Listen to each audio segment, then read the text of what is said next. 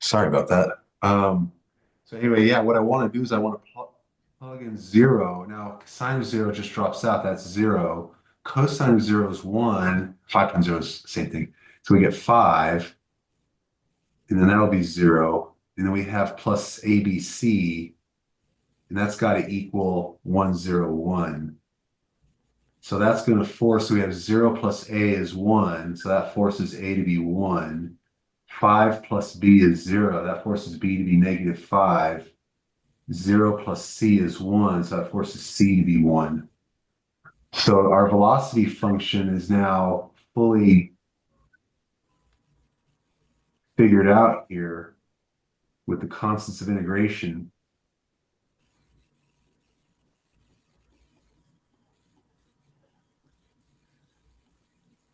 And I will pause. Did everybody catch that?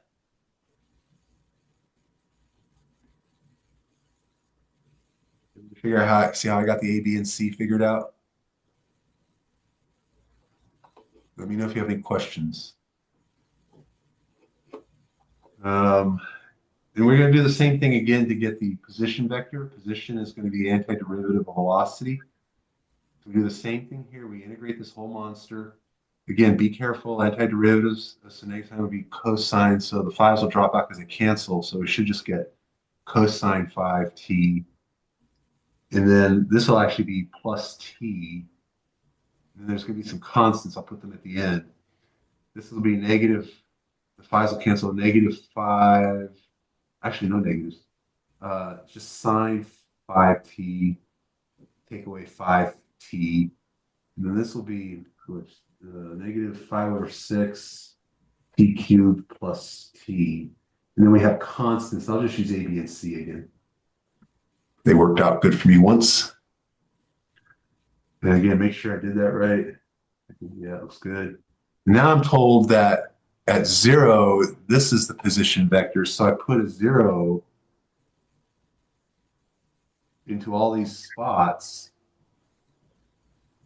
And let's see, that's going to be 1 plus 0. So it's going to be 1.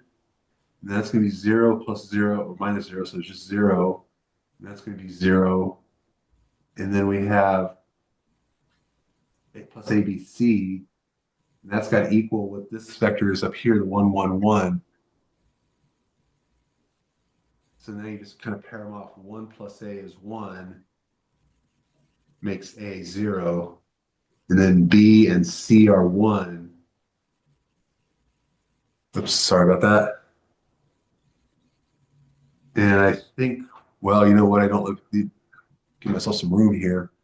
So the final answer for the position vector will be cos 5t plus t, and then there is no constant. And then here it'll be sine 5t, take away 5t plus 1. And then for the third part, negative 5 over 6 t cubed plus t plus 1. And there you go. Does that help? I think I might just need to watch this once more and slow it down. But this definitely walks through it and makes more sense than what Infinity was kind of telling me. You're just basically solving for the constant of integration. That's really all you're doing. You're just doing it 3 times. Gotcha. I should just, yeah, spend a little more time with this, but thank you for walking through this one. Sure. Appreciate it. So 10-7, number 16. You're given 2 points. P is 5, negative 5, 0. Q is 5, negative 8, 3. These are points. And you're asked to find um, line segments. So you need the initial pass-through point, x naught, y naught, z naught. Let me go to my overhead here. So we want 7 and 9. And then you're going to have the direction vector. That's the difference. So x naught, x1 minus x naught, y1 minus y naught, z1 minus z naught. It's what you put in front of that is where all the action is. I'm going to show you the formula. If your T bounds are A to B, what you want to do is you want to do a shift in the A direction. So that will go in the numerator. And then you want to do what's called a shrink, the compression that goes in the denominator. And that's the formula there. So in this case, they want it so that R7 equals P and R9 equals, oops, R9 equals Q. And I would, in this case, I just use the formula. First of all, the initial point is just going to be the first guy. So it's going to be 5, -5, 0. The direction vector will be the difference. So 5 minus 5 is 0. -8 minus a plus, -5 is -8, plus 5, -3, and then 3 minus 0 is 3. And then here, what I would do is I would just simply use the formula. So it's going to be T minus A. Well, A is 7, so T minus 7. And then the difference between 9 and 7 is 2. And that's as far as I would take it. Okay, I would not mess around with it any further. You can go ahead and distribute if you want, but that's up to you. I will say this. This is another case where it's not really that important that we figure out how to do it with other bounds, because later on we always parameterize a line using 0 and 1 bound. Oops, 0 and 1. Okay, if you do that, it always works beautifully. For example, if I didn't give you any directions, I just said parameterize the line segment here, you would probably naturally choose this to be your pass-through point, so your initial point. Then you would do the direction vector just by subtraction, so you get this. Then you just pop a T in front, you're done. And that automatically makes 0 and 1 as your bounds. And that is a skill you will be doing when we get to mod 13. So when we get to line integrals,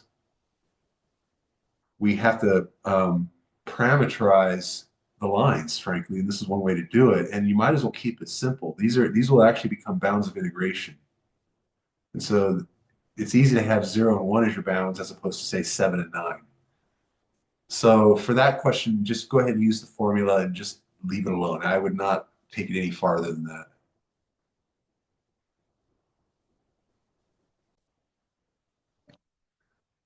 So we have a weight here, a mass, I should say, of 3 kilograms, and it causes the clothesline to sag 5 meters down, and it's equidistant between 2 poles, 10 meters apart. So each of these is 5 meters. And we want to find the tension. So I'll use mag T tension. This is not the big T I was just talking about, just T for tension. Now it's going to be the same on both sides. So I'll put one there too. So the first thing you got to do is find the actual force here. So you do the 3 times 9.8, which is 29.4.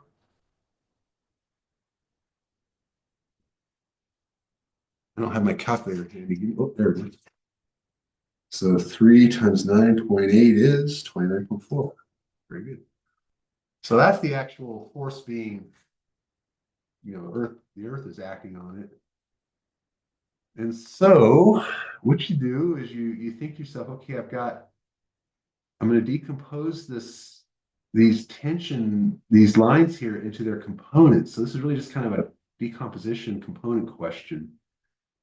And the thing is to remember here is that you have 2 horizontal components and 2 vertical components. The horizontal components are actually canceling each other out. One of them is pulling to the right and one of them is pulling to the left. And that's why this thing is basically staying in the middle. But in terms of vertical, you've got the downward component of 29.4 newtons, and that's being canceled out by 2 upward components, one on each side of the tension here. So what I'm going to do is I'm going to write whatever the tension is, sine theta, where theta is this angle here. So far, so good? And there's 2 of them. Okay. I think the thing that messes me up is like my brain wants to put the magnitude of the force pulling down where that 5 meters is. So like make it part of the triangle. I guess I can't like Well, understand why it's below. we haven't used the 5 meters yet. That's kind of we will in a moment. Um, but does it make sense that I have two upward components canceling the downward component? So the Yes, 20, yeah, that part I do get. and these two guys are the upward components. Now you do get a little bit of a break here because it would be nice if you knew what theta was, right? And actually here you probably do because when you've got 5 and 5, what does that make theta? If you've got the adjacent and the opposite are the same length, then the theta has to be what? Is it 45? Yeah, you're right. So now you caught a bit of a break here. Let me go ahead and finish it. I'll show you a couple of alternatives here. Basically, solve for tension. You get 29.4 divided by 2 sine theta. Now, in this case, theta we've just figured out is pi over 4, 45 degrees. So it's 29.4 times 2 sine of pi over 4. Well, that can be done. That's what, root 2 over 2. So 2's cancel. So it's 29.4 divided by root 2. Yeah, I'll just put that on the calculator real quick. Um, you get 20.79. Now, what if, just for the sake of argument, let's say it was sagged 4 meters. So suddenly you had 5 and 4. Well, that's not really a very familiar triangle. We wouldn't necessarily know what theta is. So there is a way to do this without having to figure out theta. And that's where you come back to the sine formula. In general, on a right triangle, the sine is the opposite over the hypotenuse, right? So if that happens, just figure out what the hypotenuse is. Let's just say, okay, I'll tell you what, let's say you didn't remember that. Let's say you looked at this thing, you just didn't remember that it was 45 degrees. So another way to do it would be I'll just redo the problem here. Same elements here, 29.4, the 2 sine theta. And then what I do is I say to myself, wait a minute, okay, 5 and 5. So I just use Pythagorean theorem and I get square root 50. 25 plus 25 is the hypotenuse. And then, so what's the sine of this angle? It'll be 5 divided by square root 50. Okay. And you're probably thinking, wait a minute, is that the same thing as over here? It sure is. It looks weird. And you don't, I wouldn't even mess around trying to rationalize that. This is why you have calculators. So 29.4 divided by parentheses 2, and then another set of parentheses, 5 divided by square root 50. And let me find my button there. There you go. Close them up. And it worked out. Yay. So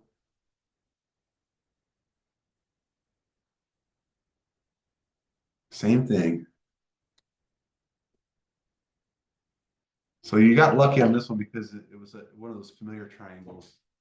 But in general, you can just do it by just constructing, you're just getting the hypotenuse and just figuring out the sine off of that. You never actually need to know the angle.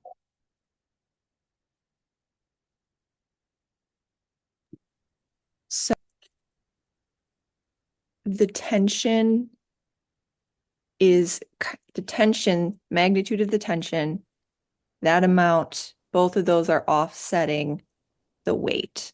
Yes. Now think about Okay. this. Each of these lines is carrying 20.79 newtons.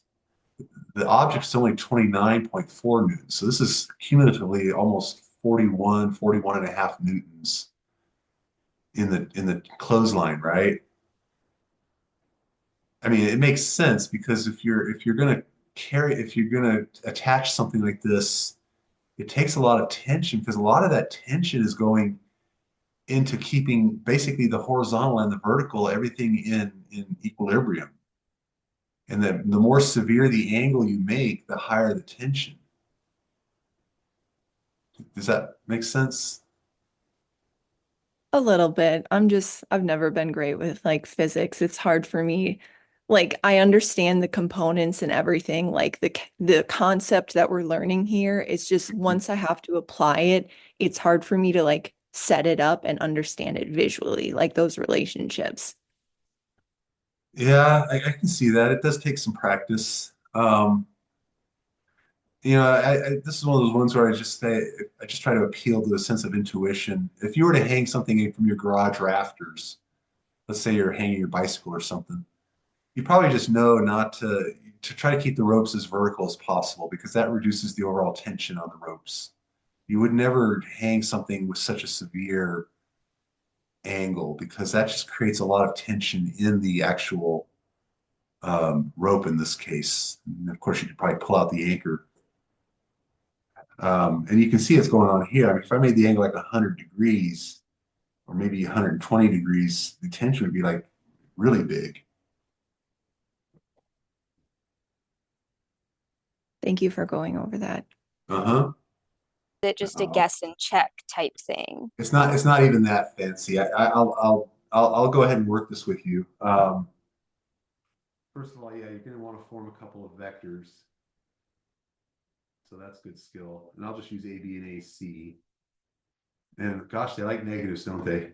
So -5 take away -4 is -1. -1 take away -5 is 4. And that'll be -2. AC would be -1, 5, and that should be 0.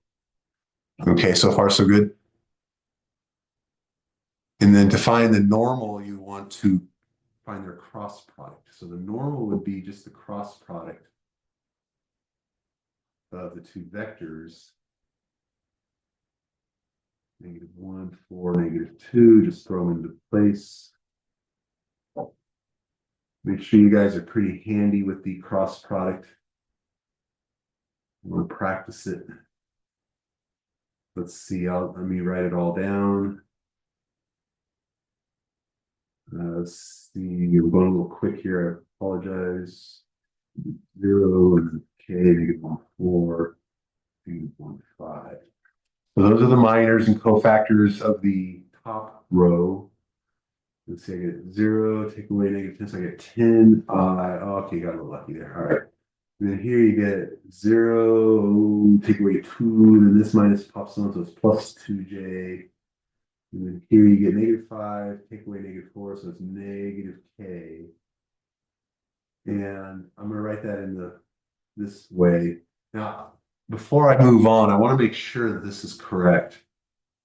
So yeah, I want to dot it. Remember, this should be orthogonal to the original two vectors. So I'm going to dot it real quick. Let's do it. So -10, +10, and 0. That looks good. So -10, 10, that's 0, and that's 0. Here we get -10, 8, and 2. Okay, that looks good. So I'm happy. That's the correct cross product. If you get the cross product wrong, you may as well just stop because anything you do after that's just going to be wasted energy. All right, so what they wanted in this form. They want a negative in front. Well, this is correct. All right, normally I just want the cross product. Find it, and this is good. So if they want a negative in front of it, all you need to do is just negate the whole monster. So -10, -2, +1. Does that make sense? Yeah, I think the first time I tried it, I got a different value for the one that they were looking for. I didn't use the vectors that they wanted me to. And I tried just like multiplying it all by whatever it needs to be multiplied by to get the X value to be what it should be. I probably just did like math wrong. But is that the right way to go about it if you use vectors that don't automatically give you the one that they are specifically looking for? Yeah, pretty much. You just work it out and then just compare what you got versus what they want. Um, this one was cooked up in such a way that I think they probably half the time you'll probably just get the -10 naturally. The other half the time, you probably just got the 10 because I could have actually done the cross product with AC cross AB, and I would have actually gotten a negative 10 from the start. But I didn't know that. So I just went ahead and worked it out. And then I just took a look at what I had, and then I compared to what they wanted. Gotcha. Thank you. Sure. And this is another example of it's very rare that we want the cross product a certain way. We just want the cross product.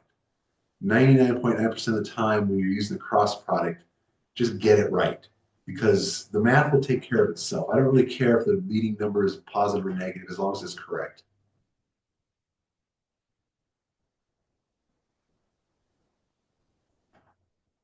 All right. So this is 10.9.5. A dense particle with a mass of 10 kilograms follows the path. It's R equals sine 2t cos 5t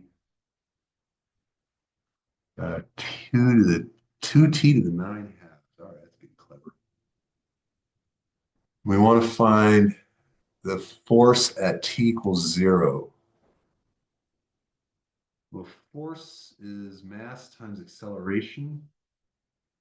So I'm going to stop the share. So I just need to figure out acceleration. So I'll do two derivatives. This will be 2 cos 2t, negative 5 sine 5t, 9t to the 7 halves, because the 9 halves came down, 2's canceled. Now I got to do another derivative. Let's see, it's going to be negative 4 cos 2t. Oh, my bad. I made an error. Negative 4 sine 2t.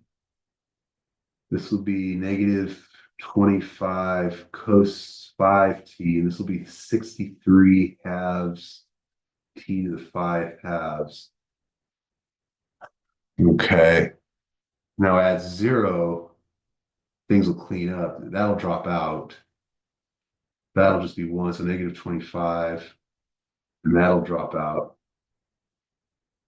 And then it looks like all we do is just put the 10 kilograms in front of that. So force is the mass times acceleration. You just pop it in front. So the force will be a vector, 0, negative 250, 0. And this is meters and seconds, so I assume then newtons.